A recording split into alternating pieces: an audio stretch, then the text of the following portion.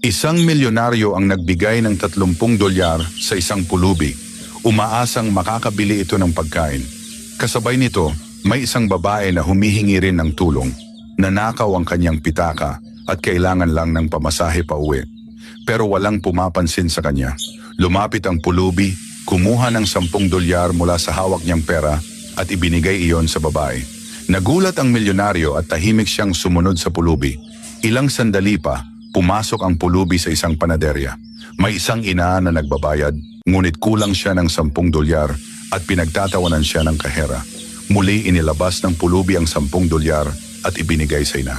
Sa huli ang natira na lang sa kanya ay 10 dolyar na ginamit niya para bumili ng mumurahing tinapay. Hindi doon natapos. Nakita ng milyonaryo ang lahat mula sa isang sulok at patuloy niyang sinundan ng pulubi. Bumalik ang pulubi sa kalsada kung saan naroon ang kanyang mga kasamahan, mga gutom at kapos din. Kahit kaunti na lang ang hawak niya, hinati niya ang tinapay at ibinahagi sa kanila. Hindi na nakatiis ang milyonaryo. Lumapit siya at nagtanong, "Bakit mo ginagawa ito?" Sumagot ang pulubi, "Dahil naniniwala ako na ang kabutihan ay bumabalik." Pag-uwi ng milyonaryo, hindi siya mapakali. Tinanong siya ng kanyang ina kung bakit hindi siya kumakain at kung ano ang iniisip niya. Ikinuwento niya ang lahat. Napahinto ang kanyang ina at naalala ang nakaraan. 40 taon na ang nakalipas. Pagkatapos kitang ipanganak, iniwan tayo ng iyong ama. Kinarga kita habang ako'y namamalimos sa kalsada. May isang pulubi na tumulong sa atin, binigyan niya tayo ng pagkain at pera at inalagaan tayo sa mahabang panahon. Pagkatapos ay sinabi ng ina, "Bakit hindi tayo maghanda ng pagkain at ibigay natin sa pulubing iyon? Gumawa tayo ng mabuti." Nag-empak sila ng pagkain at hinanap ang pulubi. Pagdating nila, nagulat ang ina. Ang lalaking nasa harapan niya ay ang parehong pulubi na tumulong sa kanila 40 taon na ang nakalipas. Pumatak ang kanyang mga luha.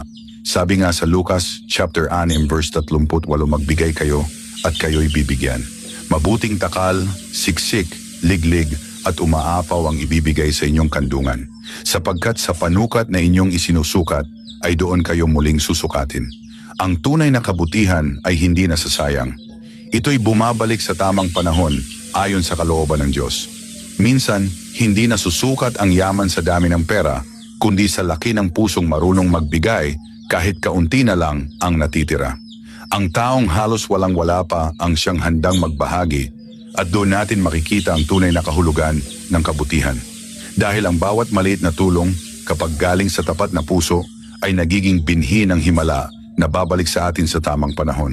Hindi lahat ng bayani ay mayaman, minsan sila pa ang halos wala. Kung na-inspire ka sa kwentong ito, huwag kalimutang i-like ang video, i-share sa mga kaibigan at mag-iwan ng comment sa baba.